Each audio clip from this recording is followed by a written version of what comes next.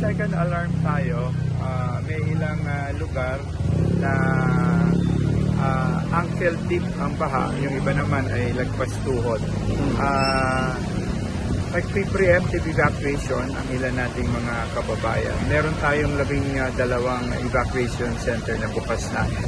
Ito yung nasa Barangay Nangka, nasa Barangay ng Concepcion 1, Tumana, Malanday, hanggang San Roque at itong lugar ng Tanyong kung saan naroon ng Provident Village.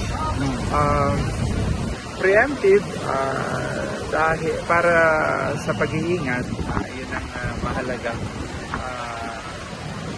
Sa ngayon, pinapayuhan natin ang ating mga kababayan na maging maingat, lalo na yung mga nasa low-lying areas natin.